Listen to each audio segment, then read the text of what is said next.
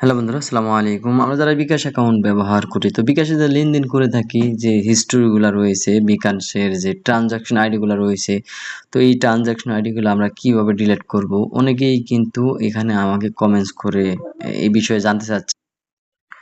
তো এখানে যদি দেখাই, আমি এই যে দেখতে পাচ্ছেন how to delete bKash transaction history, bKash লেনদেন ডিলিট করবো কিভাবে, এই যে ধরনের বিভিন্ন কোশ্চেন কিন্তু এখানে আমাকে করে থাকে, ঠিক আছে? বা বিভিন্ন কমেন্টস বা বিভিন্ন এইগুলা লিখে কিন্তু মানুষ এই ভিডিওগুলো সার্চ করে থাকে, হাজার হাজার লোকে কিন্তু সার্চ করে থাকে। তো এইগুলো আসলে মূলত কিভাবে ডিলিট করা যায়, কোথা থেকে যায় বা কোথা থেকে যায় না, বিস্তারিত জানানোর চেষ্টা করব। তো আমি যদি কমেন্টস থেকে বেরিয়ে যাই, এই তো এখানে আমি যদি লেনদেনে চলে যাই, এখানে দেখতে পাচ্ছেন উপরে যে বিকাশের লগোটা রয়েছে, থ্রি লাইন, এখানে ক্লিক করব। থ্রি লাইনে ক্লিক করার পর স্টেটমেন্ট দেখতে পাচ্ছেন, স্টেটমেন্টের মধ্যে ক্লিক করব। তো বিকাশের স্টেটমেন্ট ডিলিট করার নিয়ম এটা আমি এখন দেখাবো। তো এখানে দেখতে পাচ্ছেন, যদি আমরা এখানে অ্যাপসের মধ্যে থেকে ডিলিট করতে চাচ্ছি, যদি আমি অ্যাপস একটি এর মধ্যে আমি এখানে ক্লিক করে দিলাম, একটি লেনদেনের মধ্যে ক্লিক করে দিলাম, মানে হিস্টোরি বা ট্রানজাকশন আইডি যেটাই বলেন না কেন।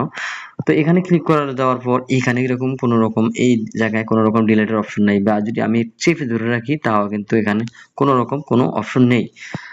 কিন্তু এখান থেকে আপনার এই লাস্ট কবে, যেখানে নিচে এখানে ডেট 13/6/2026, এখন 8 চলে। মূলত এখানে 90 দিন পর কিন্তু অটোমেটিক এখানে এটা রিমুভ হয়ে যায়। 90 দিনের পরে এটা থাকে না, রিমুভ হয়ে যায়। 90 দিনের আগে কিন্তু এইখান থেকে, বিশেষ করে অ্যাপস থেকে আপনি এটা ডিলিট করতে পারবেন না কখনো, ঠিক আছে? কিন্তু এখানে আপনি অন্যভাবে ডিলিট করতে পারবেন, আপনার থেকে মেসেজ থেকে ডিলিট করা যায়, ঠিক আছে? কিন্তু অ্যাপস থেকে ডিলিট করা যায় না। যদি আমরা মেসেজে চলে যাই, তো মেসেজে আমরা বিকাশ লিখে সার্চ করি। বিকাশ বিকাশ লিখে সার্চ করার পর বিকাশের মধ্যে প্রবেশ করলাম। বিকাশের মধ্যে প্রবেশ করার পর আমি যদি এখানে একটি চেপে ধরে রাখি, তাহলে কিন্তু অটোমেটিক দেখতে পাচ্ছেন এই যে ডিলিট অপশন চলে আসছে। এখান থেকে কিন্তু আমরা চাইলে এটাকে ডিলিট করে দিতে পারি, ঠিক আছে? এই যে এভাবে ডিলিট করে দিতে পারি অটোমেটিক।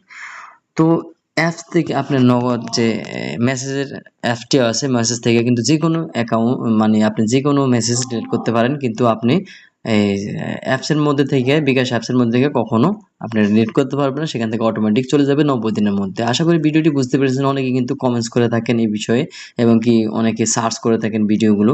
এই জন্য আমি ভিডিও আকারে বানিয়ে দিয়েছি। ভিডিওটা শেয়ার করে দেবেন, চ্যানেলটি সাবস্ক্রাইব করে পাশের বেল আইকনটি অন করে দিবেন, আর ভিডিওটি একটি লাইক দিবেন। ধন্যবাদ।